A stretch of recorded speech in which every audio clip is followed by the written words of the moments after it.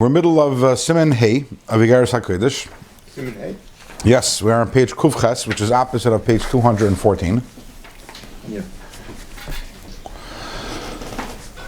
So to recap,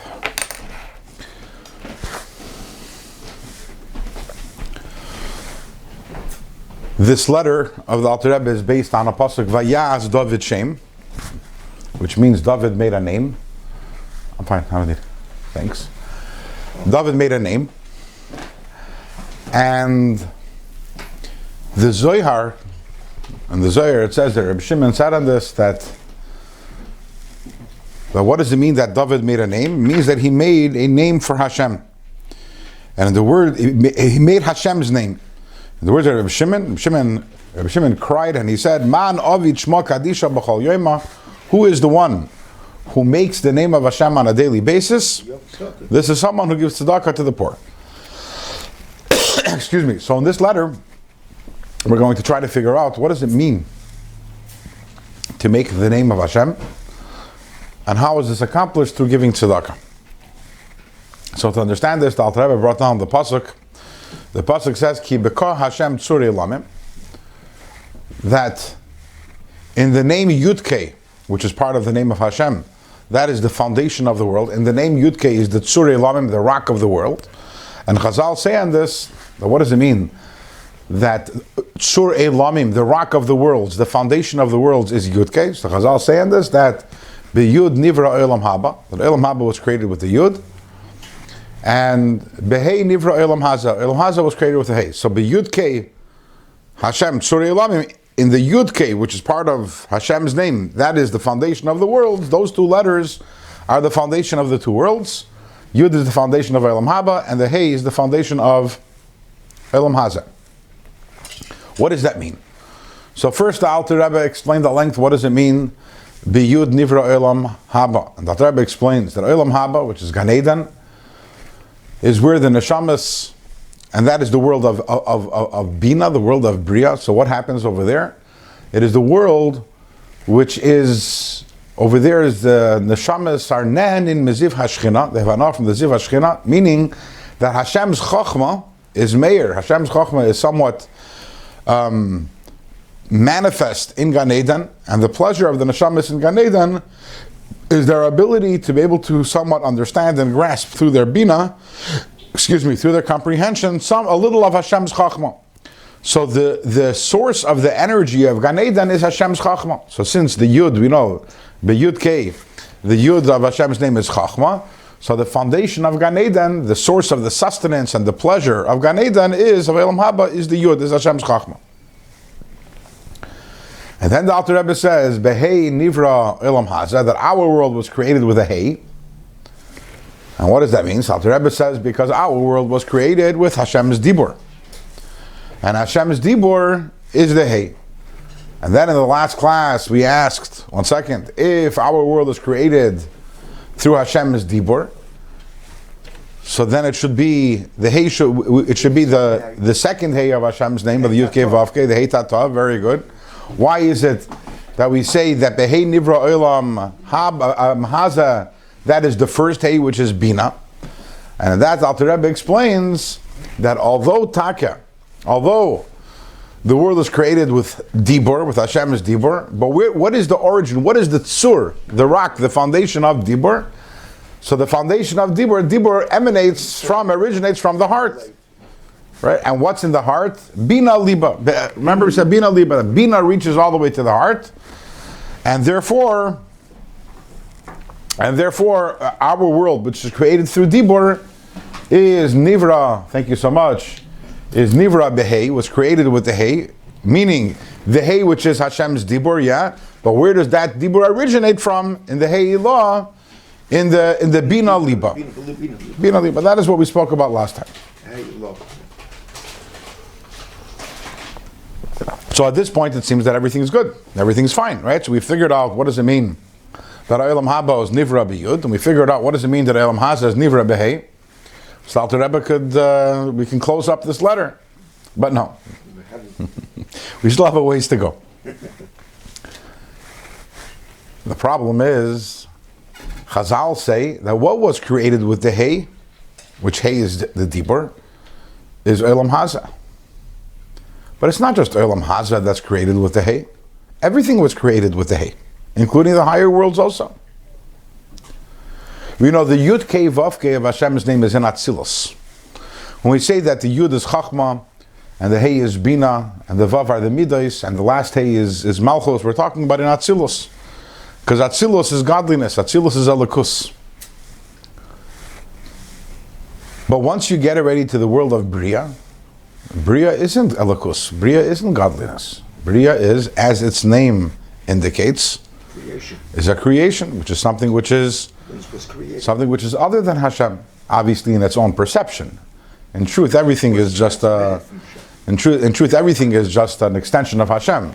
But the definition of creation is something which considers itself, it has its yeshus, it has its own identity, and it considers itself to be something.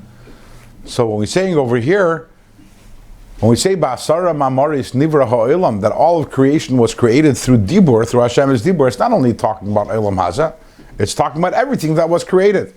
Think about it for a second. What is the idea of Dibur? Why do we say the world was created with Dibur? What is unique about Dibur? This is something we've spoken about on many occasions. What is unique about Dibur? What separates it from all the other previous koiches of the neshama, powers of the neshama, such as Chachma, or Bina, or Das, or the Midas, or Machshava? To transmit. Transmit. In other words, when I want to transmit from myself to an entity outside of me, that is where Dibur comes into play. So if the world of Bria is already an entity outside of Hashem, again, at least in its own perception, that means that it was created through Dibur. By us, think about it for a second. By us, when there's an entity outside of me, how do I communicate, relate to that entity is through Dibur, through speaking. By Hashem, there is no entity outside of Him. So how does an entity get created? Is through Dibur. Hashem's Dibur is a little different than ours.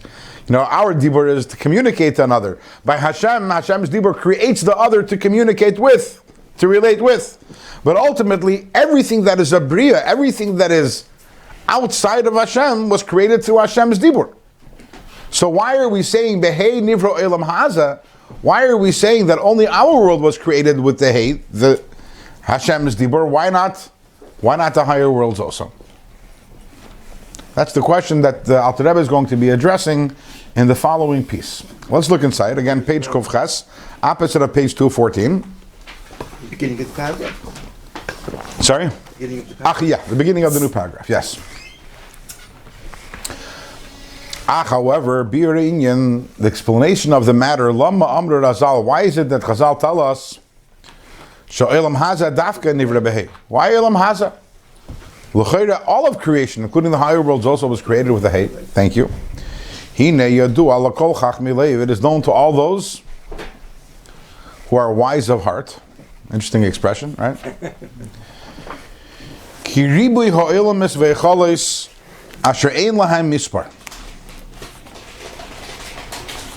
The multitudes of worlds and the various chambers within the worlds, asher ein lahem mispar. No, don't number to it. They're numberless. They're literally numberless. The amount of worlds there are. As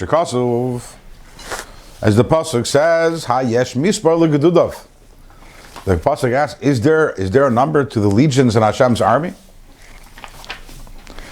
And in every single chamber in the higher worlds, and in every single one of the legions of Hashem's army, as the pasuk says in Daniel, "Elef alafin v'ribi revavan malachim." There are 1,000 times 1,000 and 10,000 times 10,000 malachim. How much is that? How much is 1,000 times 1,000 and 10,000 times 10,000? It's a lot, right? Wow. Okay. This is the Gemara actually. The Gemara says that there's a stira, there's a contradiction between two psukim. Because one pasuk says, "Hayesh mispar l'gdudav." Is there a number to the legions of Hashem, right? The divisions in Hashem's army? Another pasuk says that another pasuk says, "Elef alafin v'rivei revavan." I think the words of the pasuk is "Elef alafin kadamohi v'rivei revavan yishamshune." That there are 1,000 times 1,000 before him, and 10,000 times 10,000 serves him. So this is a stira, because one pasuk implies that the number of malachim is limitless. The other pasuk gives a number. It's a large number. 1,000 times 1,000 and 10,000 times 10,000 is a large number, but it's a limited amount. So the Gemara says that Hayesh Mishpar L'Gdudav, the amount of legions in Hashem's army is infinite. And within each one of these infinite legions there is Elef Alaf Nivribi Devavan. V'chein Naran Madrigus Le'in Kates. And in every single one of these levels, the infinite amount of levels, each one of them contains Nefesh, Ruach, Neshama, Chaya, and Yechida. 5 different levels. In every single world, in every single one of the chambers, in the many chambers, Shabbat Tzilus, Bria, Yitzira, Hine Kol Ribuyim, all of the multitudes, Elu, all these multitudes of Malachim and of different spiritual entities, Ribu Yacharibi Adin Kates Mamish. Many, an infinite amount, literally. Okay, I think the Alter took around 5 lines to impress upon us just how infinite there are, the amount of creations there are in the higher worlds. All of them come from the many different combinations of the 22 letters of Hashem's name. That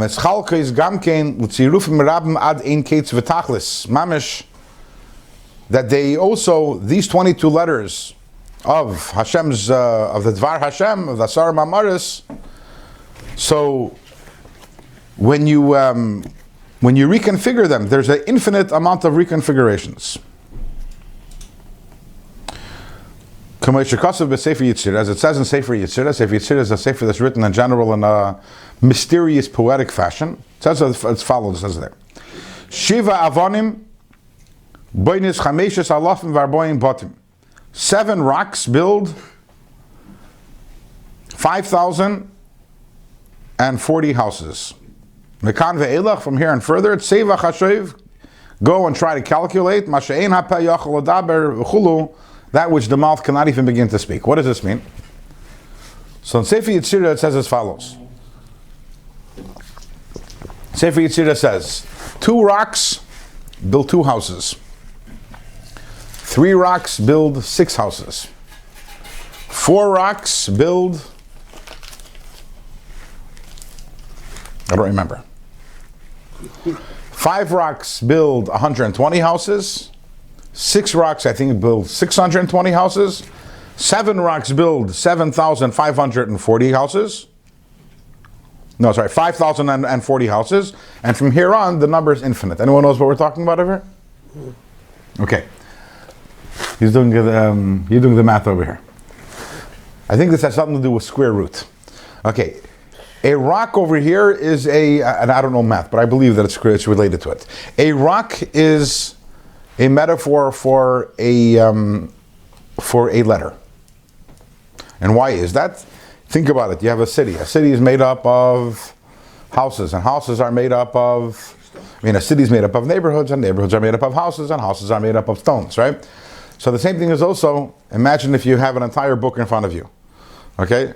So if every letter is a stone, so the book is made up of chapters, which is made up, in other words, the letters are the original building blocks. When I want to convey ideas, I convey them using letters.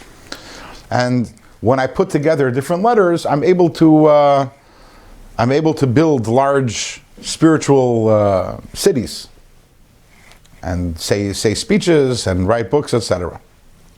So every time that you're speaking, you're using these stones, you're using these letters. According to Kabbalah, the letters are also doimim. We're not going to get into that right now. Now, if I have 2 stones, which means I have 2 letters, how many words can I create out of 2 letters? So let's say I have the letters of Aleph and Beis. How many words can I create out of it? Not a very difficult question. 2.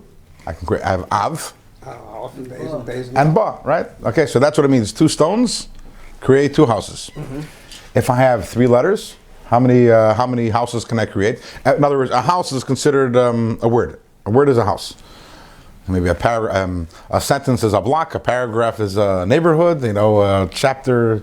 That's how it gets built up. So if I have 3 letters, how many Words can I create? 3 factorial. Which is? Times 2. Makes sense. 6. Yes. Okay. Like 22 factorial. Now I don't remember what the number is for 4. If I have 4 letters, how many can I make? I don't remember what the Sefer Yetzirah says.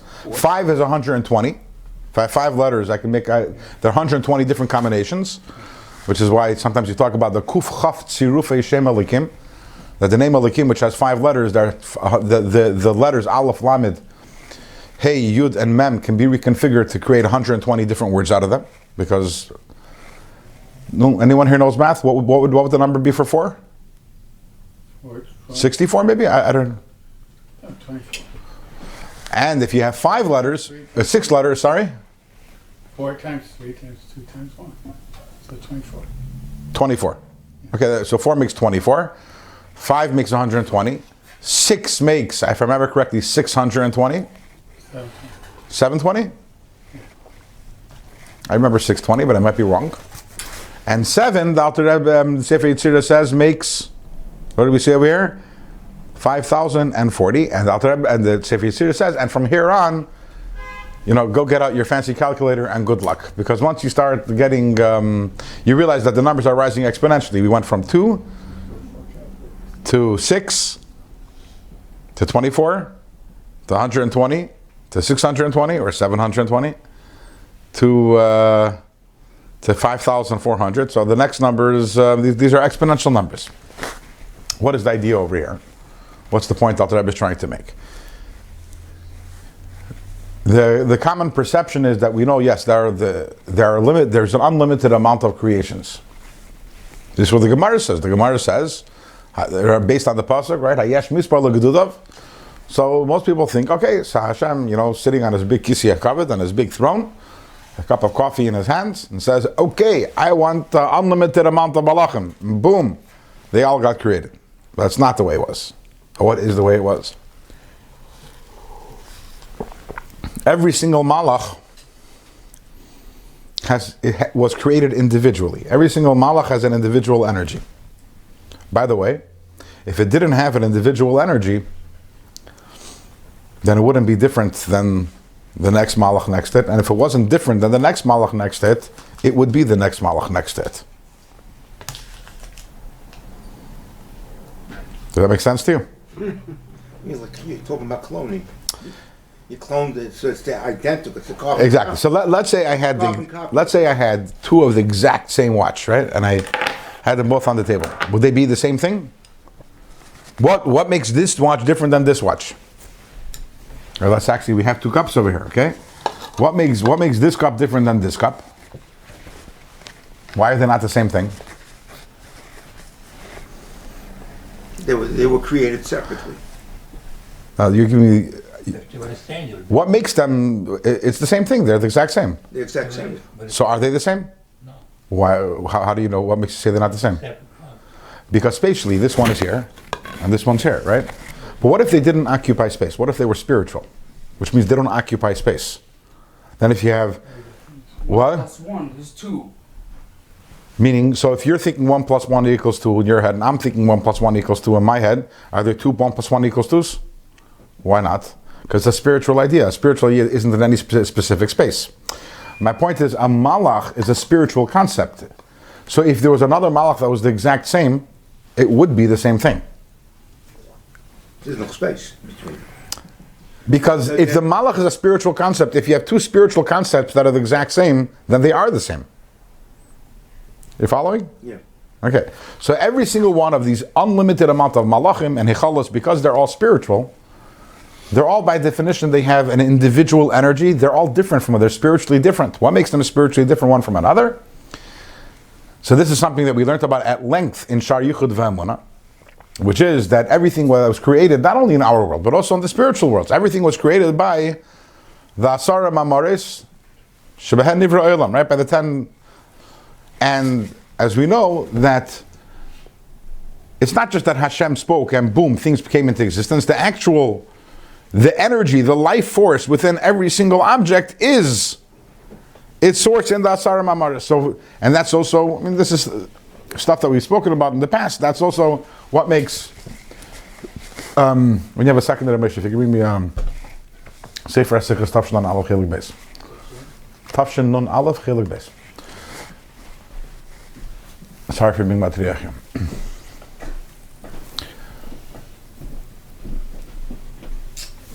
That's what makes Lashon HaKodesh different than every other. So, for example, in Lashon HaKodesh, if you have an ox, it's called a shur, right? It's not now, and a cow is called a para. And in English, you have an ox and a cow. Now, why is this an ox and this a cow? Thank you so much. Why can't the female be the ox and the male the cow? Okay. Why is this more of an ox than this? Why is this more of a cow than this? And the answer obviously is what? They're gender oriented and they're two different entities. No. I'm saying, why can't the female bovine be called an ox and the male bovine be called a cow? Would there be anything wrong? Imagine if when you grew up, that's what you were taught. Look alike. What? It's not about they look like. So in English, Why can't this be a chair and this be a table? In English, that's not a problem. Exactly. It's called Heskemi. Exactly. In English, the names for objects are all what's called Heskemi, which means, and we all agreed that this is a table and this is a chair. And if we all had agreed that this is a chair and this is a table, No problem. it would be no issue whatsoever. But what if we all decided that the female is the shoyer and the ox is the para? Would that be fine? No, it's not fine. Why? Because it's not just random. The life force, the energy within the ox comes from the letters Shin Vav Resh, and the life force and the energy within the cow comes from the letters Pei Resh Hey, which is why we know that it says that when Adam Arishan, when Hashem wanted to demonstrate to the Malachim the wisdom of Adam Arishan, so he had him name all the animals, which the Malachim couldn't do. It's Chazal tell us the Malachim weren't able to name the animals, and Adam was. Which is kind of a funny thing. Why couldn't the Malachim name the animals? I could also imagine you lived in a world there was no language yet, and you're told to name the animals. What's the big deal?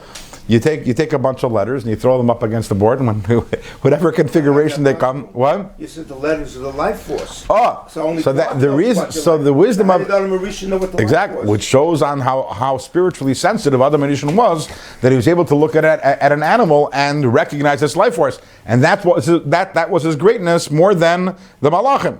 It's not that he was able to give names. If he was giving names in English, it wouldn't be a big deal. Anyone could do that. But the point was that he was able to identify the name of Lashon HaKodesh, which is the source of its life, of its energy, of its chayas.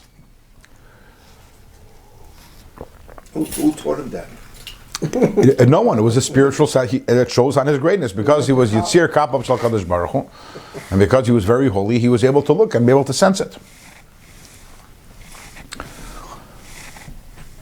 But the question is, where does the word shur come from? The word shur doesn't exist in Asar Mamaris. There is no Yehi shur. It said Sarufi Shemus. Makes. So Reuven remembers well from Asar Mamaris that there are numerous different mechanisms by which we arrive at that, which is that in the Asar Mamaris, how many letters are there in the Asar Mamaris? I never counted, but quite a few, right? Definitely more than 5 letters between the whole Asar Mamaris. Now, from 5 letters, so when you have Yehi Oyer is already 6 letters. So just the 5 letters of Yehi Oyer, 6, I'm sorry.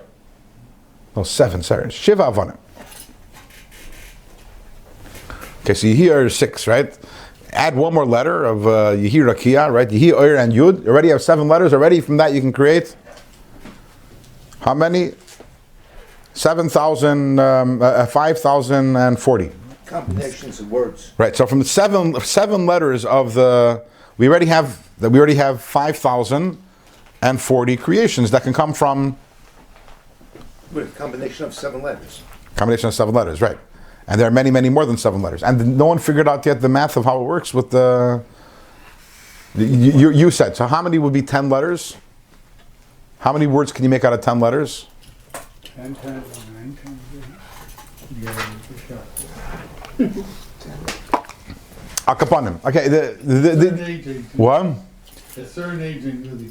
We're talking crazy numbers. So through the different sirufim, and also that we know, as we learned in Sheikh V'Munah, it's not only different sirufim. You have you have chilufim and temuris and atbash and gematria. Remember we said it was 3,628,800. words out of 10 letters, right? Okay, so Yehi Oyer and Yehi Rakia together, just those words. Yehi Oyer is 6 letters. Yehi Rakia is 13 letters. Okay, so we're talking about, and that's only 2. That's not even 2 mamaris because you have much more than that. You get the idea. There's an infinite amount of possibilities of words. That, and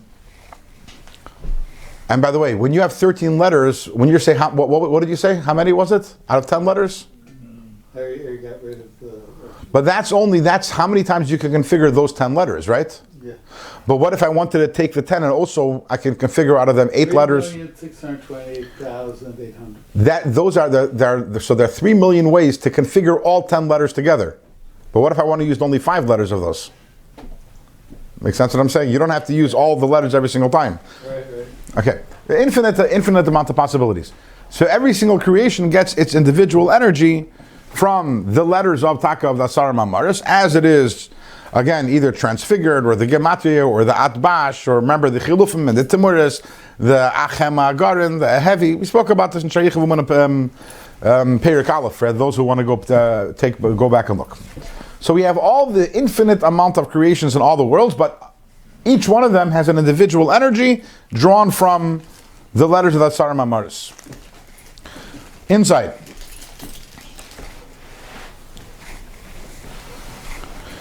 Vagam sheyesh b'mailus u'madrigas ha'malachim u'neshamas. Even though when you're talking about the levels of the malachim and the neshamas, kama v'chama mini mailus u'madrigas chalukas le'in kates.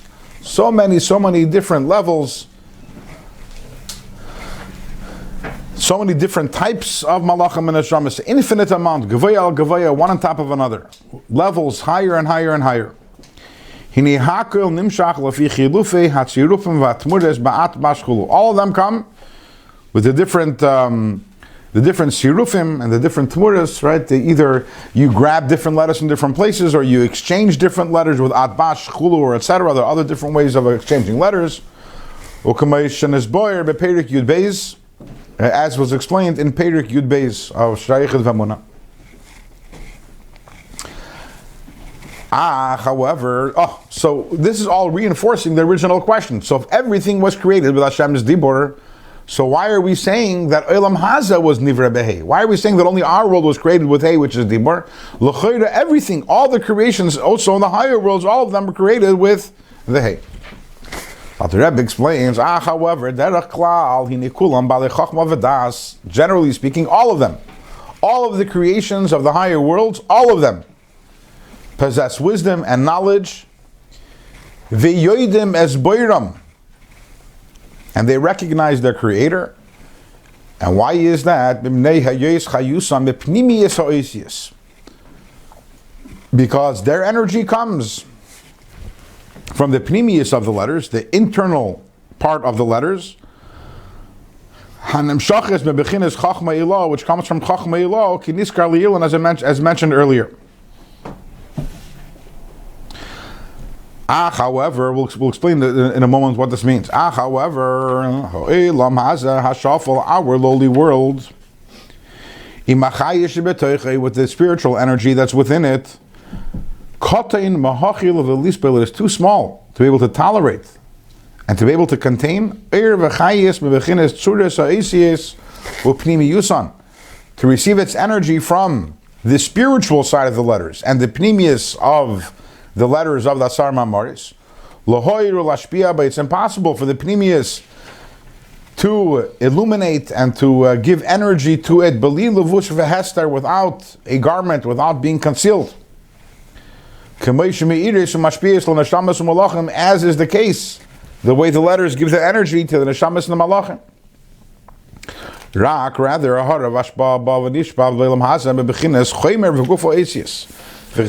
Here in our world, the energy that we get is from this physicality and the body of the letters.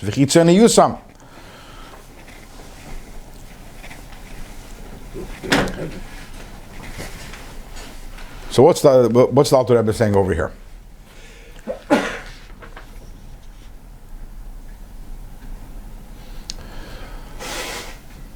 When it comes to the oisius, when it comes to letters, when a person speaks,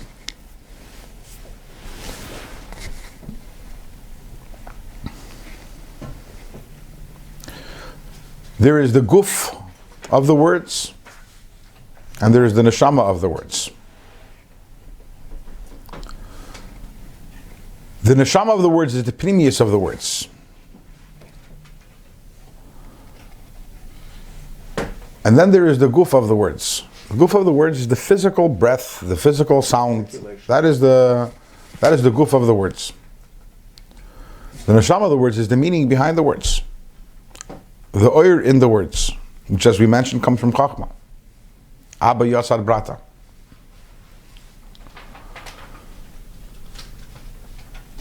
And that is the nature of words, that words reveal and words conceal. Because in the words, there's the oir, there's the guf, and there's the neshama. And the guf has the ability to reveal, it has the ability to conceal. For example, so what is Einstein's biggest... E equal MC squared. E equals MC squared. So he expressed his tremendous wisdom as E equals MC squared. Yossi, you get that? No. Anyone here gets it? A little bit. Well, energy. Mass is equal to energy. A little bit. So why a little bit? I don't know what the velocity, square of velocity of light has to You lost me. You lost me. I don't know. I don't know myself. I don't know. I know Okay. all pieces of any mass has energy, has binding energy. That's Okay. Anyone else here understands what it means? E equals... partially. That's all. How do you say it? E equals MC squared. MC squared. Energy equal to mass times The the same way acceleration of light squared. I'm not asking you to explain it. I'm asking you get it? That's a constant. You understand what Yeah, you... but not 100%. No, but when I came to the Tanya share, I didn't understand Tanya, so we started from the beginning. Right. So to understand E equals MC squared, you have to start from the beginning and understand physics to get to that point that you could understand. I got it. I once heard that there are very few people in the world that really understand what E equals MC squared. But me and Yossi, sitting in the corner over there, That's just- Yossi, who said he doesn't understand it at all, right? For me, I don't understand anything of what it means. I have no clue what E equals MC squared is. So when you say those words, even though there's a lot of wisdom in those words, and I'm really assume there is, Tremendous. but all the wisdom to me is hidden in the words. So if I see in a book, I see the words E equals MC squared, that doesn't reveal to me anything. It just tells me there's a lot there that I don't know. It doesn't reveal anything to me. Okay? Now, apparently to you, it reveals a little, partially, right? Now there's some people who probably are very big scientists, will be able to look at it and No it problem. reveals completely the wisdom behind it. Now, at least when I look at it, by the way, and I see E equals MC squared, I identify it as something which contains great wisdom, which I have no clue about, right? But if my 4-year-old kid starts reading, learns the ABC in school, and I were to write on the paper E equals MC squared and show it to her, so the words wouldn't reveal the wisdom to her, but not only wouldn't the wisdom be revealed to her, she wouldn't even be aware that there's any wisdom there. She would probably be like, why did you write this trash? Chicken scratch. What is this? Is not a word, right? CAT, that's cat, right? DOG, dog. What is EMC with a little 2 next to it? That's nothing, right? So you see how many levels there are, right? The 4-year-old kid, it looks the concealment is complete.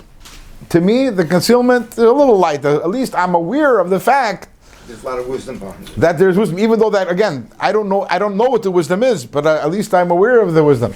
And then there's someone like you, it's partial. Then there's someone who, that is the nature of words. The depending, what? The point is that it's relative. But It's relative to the one who perceives it. That's right. But words, by definition, words are vehicles of communication. They're revelation. However, the revelation in the words is in the neshama of the words, the idea behind the words. If you cannot if you have no access to that neshama, if you have no access to so then the concealment remains complete. That is the definition of Elam Haza. This whole world is created by Hashem's Dibur, but we are the 3-year-old kid who sees E equals MC squared. That's what we see. You go to a higher world, okay, let's say you go to the Olam HaYitzira. So over there, they're on a higher madriga. Maybe they're on my level over there. They look at the words and they realize, wow, there's so much wisdom over here. I don't understand it at all. And that's why they get all excited. If you remember, the world of Yitzhira is the world they don't understand, but it's a world of great emotion over there. In the world of Bria, maybe they understand it a little more. What differentiates our world from the other worlds is not whether or not we're created with Dibur. We're all created with Hashem's Dibur. The difference is that the higher worlds are created from the Pnimius of Hashem's Dibur, which means the light that filters through the words. And therefore, they are all keenly aware of the fact of their source. They know they know Hashem and they understand Hashem. And it's not only knowledge. We can also know about Hashem. But by us, it's a knowledge which is not an inherent, innate knowledge, right? When I look at this watch, I don't see Hashem. I don't see the words of Hashem. I can learn the Sefer. There's Hashem, and I could try to convince myself. But it's not in the higher worlds. It's something which is. It's as obvious, just like when the scientist looks at EMC equals squared, he's not like, oh, someone told me that there's wisdom in here. Verstehst? In the higher world, it's not someone told them. They look at it and You see it. just like when you read a book, when someone reads a book, if you give me a book and it's written in Russian, so I see words. Now the wisdom is all concealed from me. But if you give me a book and it's written in English or Lahavdil, it's written in Lashon HaKodesh, I look at it, I don't even notice the words, by the way. I see the idea straight. Think about it for a second, right? You pick up a newspaper in the morning and you read it. And someone asks you, so tell me, what were the words there? You're like, I don't know what the words were. I could tell you what the story was. I don't know the words because you don't even notice the words. You see the idea. In the higher worlds, it's the oyer, because it comes from the pnimius of the oisius. Yes, it's Hashem's dibur, but it's the pnimius of Hashem's dibur. The Alter Rebbe, before he passed away, so he called over, I believe I'm saying the story correctly, he called over his Einikel, his grandson, the Tzemach Tzedek, who would eventually become the third Rebbe. And he pointed to the ceiling and said, what do you see? And the Tzemach Tzedek said, a ceiling. Alter Rebbe says, I see the Dvar Hashem. The Dvar Hashem in the ceiling. This is a madriga that Alter Rebbe reached before he passed away. Now remember, he had written Shaykh V'Emunah many years earlier, where Alter Rebbe wrote about the Dvar Hashem and everything. But there's a difference between knowing something and it being revealed, seeing it. Before he passed away, the Alter Rebbe literally was able to, just like when you read words, you see the oyer, you see the ideas that it expressed. The Alter Rebbe looked at the ceiling, and what did he see? He saw the Dvar Hashem. But that's the way it is in the higher worlds. That's the way it is in the Ilma Sal Yoina. Over here, on the other hand, what do we have? We have the physicality of the words. We see the words. It's like you open a book, like I mentioned, and it's in Russian. So you see the words. We see the physical, the spiritual light behind it, because all words have spiritual light, the spiritual energy, the ideas, the animated. We have no access to that. Weiter, further inside. So we have the first words on page 216. In this world we have bebechinas chomer v'gufa oisius.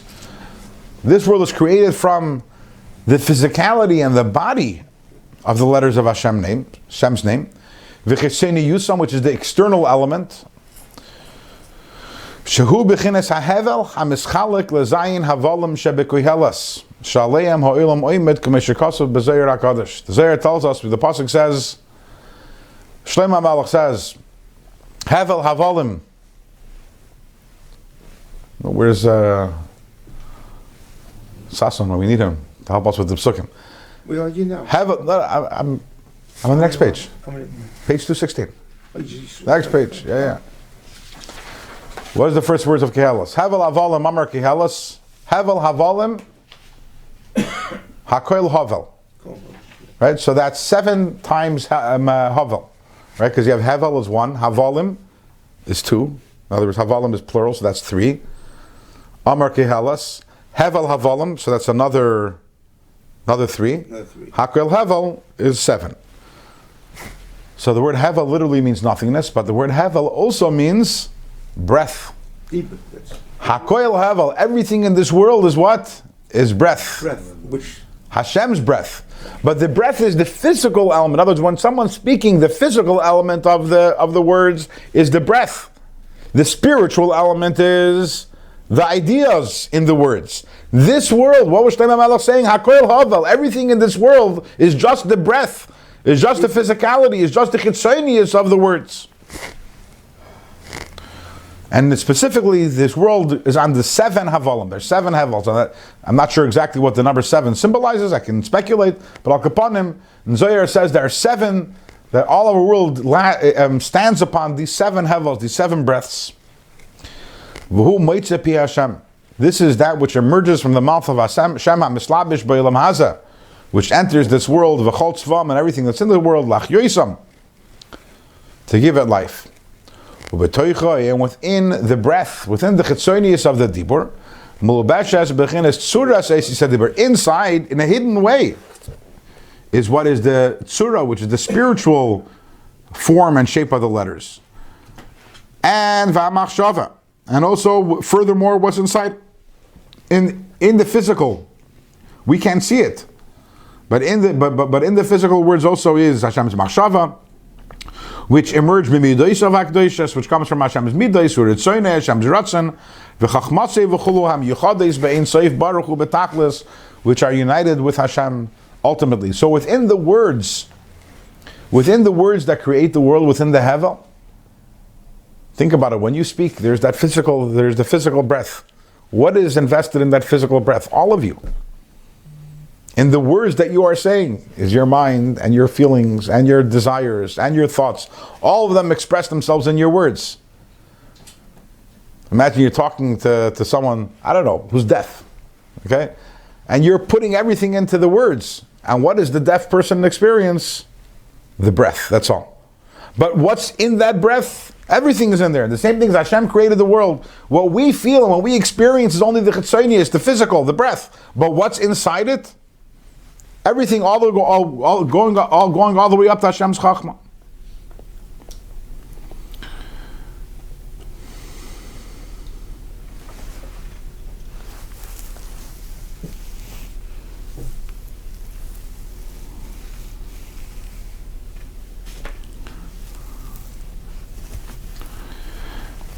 That's what Arizal said. Shebechinis chetzonius hakelim the malchus datzilus, the external part of the kelim of malchus of atzilus, hamerumazes behei shal shem havaya baruch hu, which is alluded to in the hay of Hashem's name. Hem yardu v'nasu neshama, they went down and became the neshama lo ilam hasiyah, to the world of asiyah. Okay, so the Arizal says that the neshama of our world, of the world of asiyah, is from the chitzonius, the external part of the kelim of Malchus Datzilus. Okay, this is typical Kabbalah, which makes no sense. I mean, Chas v'shalom, but I'm saying which is very difficult to make sense out of until you learn Chassidus. It's a very interesting Chassidus. So the way that but now we can make perfect sense out of it. In Kabbalah, the Arizal talks about the Lamed kelim of Malchus Datzilus. Okay, talk about speaking in French. Talk about how words can conceal unless you know how to decipher them. He says that Malchus Datzilus has 30 different kelim, 30 different vessels to it. And these 30 different kelim, they become the neshama of the worlds of Bria, Yetzirah, and Asiyah. That's what the Arizal writes. What does that mean? It means, we already know, we should know that Malchus of Atzilus is Hashem's Dibur. Specifically the Keli of Malchus Atzilus are Hashem's words, right? Right, because the oyer would be the ideas and the keli is the now. Everything contains what we call a pnimius, a chitzonius, and the guf. In other words, there's the body, and there's the front, and there's the back. Without getting into. So what happened is, of Hashem's dibur, Malchus of Atzilus is made up of, just like when we're doing Sfer Sa'imer. So the Chesed is made up of Chesed, Gvura, Teferes, right? So Malchus also contains within it Chachma, Bina, Das, Chesed, Gvura, Teferes. Tiferes, and that's Echad Yisod Malchus. So there's the body of Malchus, there's the Pnimius of Malchus, there's the Chitzonius of Malchus, and each one of them is made up of Chachma, Bina, Das, Chesed, Gvura, Tiferes, and that's Echad Yisod Malchus. So that's 30. That's the 30 Kelim of Malchus Datzilus. The internal 10 Kelim, they become the Neshama for the world of Bria. The middle 10 Kelim, they become the Neshama for the world of Yetzirah. And the Chitzonius of the Kelim, in other words, the external part of the Kelim of Malchus Datzilus, they become the Neshama for the world of Asiya. We'll be learning much more about this, Mir Tashem, in a while when we get to Iggeres HaKodesh and Chaf. We'll have to discuss that over there. We have a while till we get there. So, the Arizal says that the Chitzonius of the Kelim of Malchus Datzilus become the Neshama of our world. Malchus Datzilus is Hashem's Dibur. In Hashem's Dibur, there's the Iggeres and the Kelim, right? There's the ideas, and then there's the Kelim, which is the actual letters. What do we get in our world? What is the neshama of our world? Is the chitzonius of the kelim. In other words, the breath, the physical part of the letters. That's what becomes the neshama of our world. V'chein kasav b'tikunim, and that's taka what it says in Tikuni Zayar. Shehayud hu b'atzilus chulu, that the yud of Hashem's name is in Atzilus. In other words, yud, which is at the chachma. It's primarily in the world of Asilus. V'hei tata mekanenes ba'asiya. And the lower hey of Hashem's name is in Asiya. Okay. What did all this come to explain? Remember, we started off today's shir with a question. The question was, everything is created with Hashem's dibur. So why are we saying Behei Nivra Elam Haza? Everything was created with Hashem's say. Also the world of Bria, Yitziras, everything was created. Why only Elam Haza? So now we understand that Taka, everything was created with Hashem, with the Hey. However, in all the higher worlds, even though the worlds were created with Hashem's Dibur, but through the Dibur, they're able to sense the higher than the Dibur, higher than the Hey. In our world, what do we have, Taka? The Hey Tata. Because what is the Hey Tata? The Hey Tata is the actual letters of Hashem's name, the actual letters of Hashem's words. The Chitzonius, that's Hey Tata. Our world, Taka, is from the Hey Tata of Hashem's name, whereas everything else comes, they're able to recognize and identify that which is higher than that.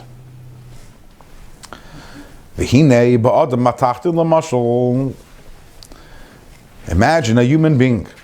Imagine l'mashal mishu chacham gadol, someone who is a very wise person. Lahaskil niflois chachma, someone who is able to think incredible, wise ideas. Umitzamsem sichlei umachshavtei, and that person goes and contracts his intellect and his thoughts. Be'ois echod midibure, in one letter.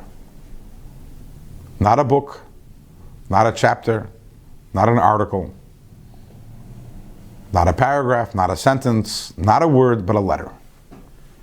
Imagine that. Imagine a person who's able to take an incredible, all his wisdom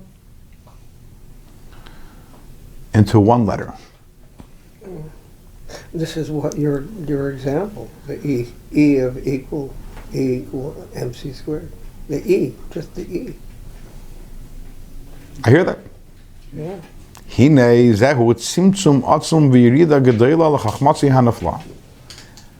you imagine what kind of incredible contraction and what kind of yirida is for the great wisdom, for that great wisdom? The exact same thing is, and so much greater than that, the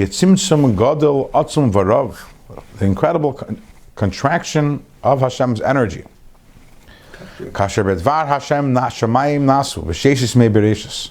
When, through the words of Hashem, the heavens were created in the 6 days of creation, and with the breath of His mouth, all that the worlds contain, and all of it comes from what?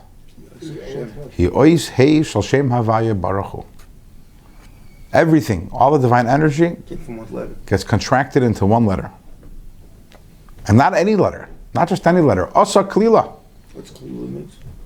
Remember we did it from the Akdamos. Asa Klila de Lesbe Mamasha. A letter which lacks too much substance. A very light letter. Like.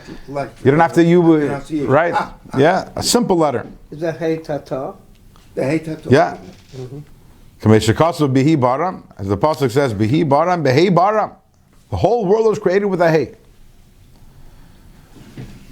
And what is the hay? He makir ates mamaris. Hay is the makir of the 10 mamaris. The 9. Of the 9, sorry. Of the 9 mamaris. Shenim shechom maimer rishain, that they emerged from the first maimer, which is Bereshis. The Nami Maimerhu, which is also a Maimer. You know, the Chazal say in Pirkei Avos, Basar Mamaris Nivra Ela. And the Gemara didn't trust what it says in the Mishnah, because the Gemara never trusts what it says in the Mishnah. It always has to go and investigate and ask and figure it out and probe. So the Gemara went and counted the Chumash and found there's only 9 times it says Vayomer. In the story, only 9 Mamaris. The Gemara answers that Bereshis Nami Maimerhu. Bereshis also is, the words Bereshis Bara Lakim is also a Maimer. So so why doesn't it say Vayomer? Why doesn't it say 10 times Vayomer? So Chassidus has explained that there's a difference between the 9 and the 1, which is the 9 Mamaris, they come from Malchus, which is the Hay. The Hay Bar, Bihi Bara. But what is the source of the 9? The source of the 9 is in Chachmah, which is Bereshis. Bereshis means it is the first, the first Sphira. In fact, in Targum Yenison Ben Ozil, you know that there's Targum Onkelos on the pasuk, but there's Targum Yenison Ben Ozil. I mean, Targum Yenison Ben Ozil is less literal, and a lot of times we'll include in it in Yanim of Medrash or Kabbalah in it. So in Targum Yenison translates the words Bereshis as Bechuchmasa. As what? Bechuchmasa, with Chachma. Oh, Chachma. Yeah. The Onkelos translates it Bekadmin, I think. So I believe, which means in the beginning. So in Targum Yenison Ben Ozil, Bereshis is Chachma. So the source of the other 9, that's why it's not a Vayomer, because Vayomer, the idea of Dibur is in Malchus. So the 9 Mamaris, which come from Malchus, they are Vayomer. What is the source of the 9 Mamaris? Is Bereshis, which is Chachma. They come from Bereshis, the Nami Maimerhu. He begins Chachma, and the Kras Reshis. Chachma is called Reshis. Reshis Chachma. However, at that point, when Hashem created the world, the drawing down of the light of Hashem's Chachma all the way down, all of Hashem's Chachma into one letter, the letter A, this Hamshacha, this Yerida, this descent of the energy was Beli Serusa de Latata Klal.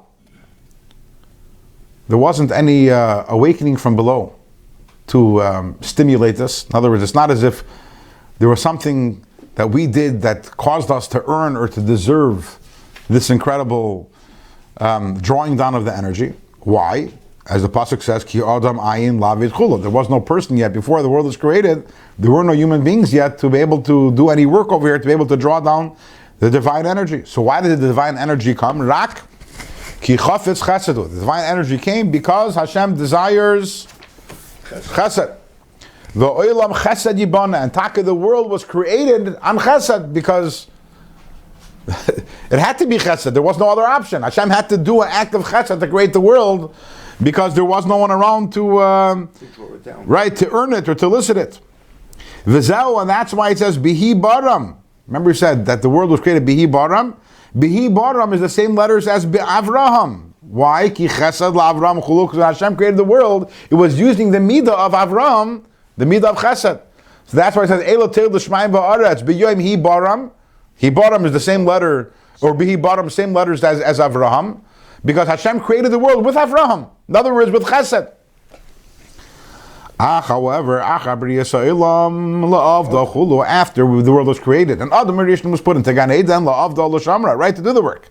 Before Adam was created, Adam Ayin Lavit. There was no person to do Aveda. But Adam was put in the word La'avda to do Aveda. As I then called Isarusa de La'ela, any awakening from above, La'eder Midas Chesed Elyin, in order, if you want to awaken Hashem's Chesed, in other words, we want to cause the flow of energy from Chachma all the way down into the one letter of Malchus. who be isarusa dilatata, has to be preceded by an isarusa dilatata. It takes our work. Nothing happens without our work. And with that, we will take a break for today. I want to point out that this Shabbos is Chav Ches Nisan, and Chav Ches Nisan, this year Chav Ches Nisan is the 30th anniversary of one of the more famous talks that the Rebbe gave. It was a sudden sikha, a sudden talk after Ma'ariv. The Rebbe very often spoke after Ma'ariv. The Rebbe would address the Chassidim, but that was when there was a reason. In other words, when there was a special Yom Tiv or a special day. And the day didn't have to be too special for the Rebbe to speak. Okay, if it was a special day, or if it was the day before a special day, or the day after a special day, especially in the later years, the Torah was pouring. The Rebbe was pouring Torah upon us. But this was a day no one was expecting it. There was nothing Chav Ches Nisan. There wasn't anything unique about the day, apparently. And the Rebbe said a whole sikha talking about the uniqueness of the day. Count on the Rebbe to find the uniqueness of the day. And suddenly the Rebbe became very emotional and very forceful. And the Rebbe said, based on everything, I'm going to translate into English, based on everything that we've spoken about up until this point in the Sikha, and about the emphasis of Geula specifically in this time, that raises the great question, Hayitach, and how is it that notwithstanding everything, we still have not effected the coming of Mashiach b'poel mamash? Something she'eni moving klal u'klal, something that makes no sense whatsoever. And an additional wonder that we gather together over here 10 Yidden, and many times 10, and a special time which is auspicious for the Geula, it's the month of Nisan, etc. And nevertheless, people aren't shturming about Mashiach coming. Take it from Miyad. And it's not something which is inconceivable. Rahman al-Islam, the Mashiach shouldn't come tonight. And tomorrow Mashiach shouldn't come. And the day after tomorrow Mashiach shouldn't come. Rahman al-Islam. And even when people scream Ad Masai, it's because they were told to do it. If they were to actually have kavana, and they actually were to request and scream Ad Masai with an MS, bevadai, certainly Mashiach would have come already.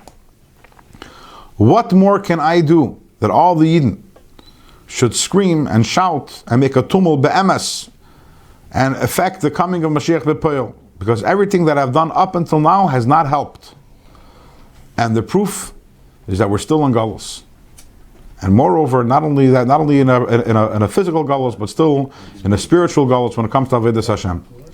The only thing that I can do is I give over this to you. And I'm telling you, do all that you can. Things that might be crazy, but in a normal way. A little comment. In other words, things. In other words, break out of the box, but don't actually go crazy. To bring Mashiach Tzedkenu, take it from Yad Mamish. Yiratzin that finally will find 10 Yidden that will action Zechayin. They will be stubborn. That they will have to be poyel by Hashem, and certainly they will be poyel by Hashem, because the pasuk says Ki am kshe eirafu, that we are a stubborn nation, and that's something which is a positive thing. And therefore, our stubbornness is what brings about that Hashem should forgive us. And these people with their stubbornness will bring them with the Gula Hamitzvah Shlema Teikef Miyad Mamash. And in order to make it even quicker, Mashiach should come, I will, to add something, I will give every one of you a shliach mitzvah to give to tzedakah. I will give $1 afterwards, and gedoyel tzedakah shemekareves hagula. And I have done what I can, and from here on, you do whatever you can. And Yiratzin that we'll find amongst you one person, 2 people, 3 people that will come up with a plan what to do and how to do. And the main thing is to effect to bring the Geula Mitzvah Shlema b'poel mamish, teikef miyad mamish, u'matech simcha v'tu levav. Very, very powerful sikha. Very obviously, it shook all the chassidim to the core, and the full impact of the sikha didn't become clear until a few months later and a few years later, when right now we understand what the Rebbe is saying, that he gave it over to us. The Rebbe said he did what he can, and it wasn't enough. And now it's our job to bring Mashiach, and not only to bring Mashiach, but to demand Mashiach, and to ask for Mashiach, and to work on ourselves to reach that point. And this is somewhat connected to what we're talking about in the Tanya, the very last words that we're talking about, where the Alter Rebbe says that when Hashem created the world, so the original drawing down of the energy was ki chafetz chesed. That was Hashem did it because of a chesed. But ultimately Hashem then put us down here in the world, la'avdal, l'shamra, and it's our job, and everything that happens has to be our work. You know, after the Rebbe spoke the Sikha, so there were people who came to the Rebbe and like, okay, Rebbe, no, you have to bring Mashiach, and if you can't do it, we for sure can't do it. But yeah, right? There was a very famous singer who went by the Rebbe by dollars 3 days later and told the Rebbe, I bought you tickets to Eretz Yisrael. If you go to Eretz Yisrael, Mashiach will come.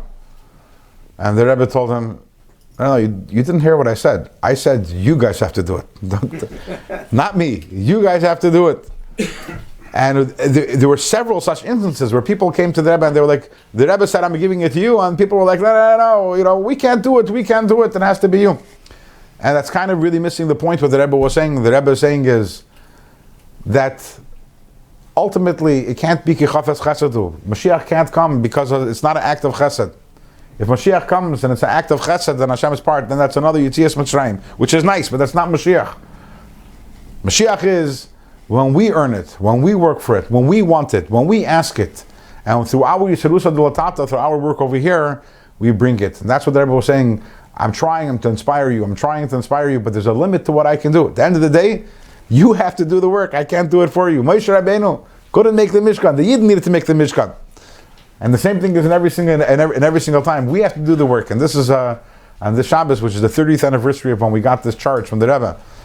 It's time to taka for every single one of us to try to intensify their desire for Mashiach, their tefillos for Mashiach, and their efforts, the Torah and mitzvahs to bring Mashiach and taka. We should have it. Take it from Yad Mamish. Amen.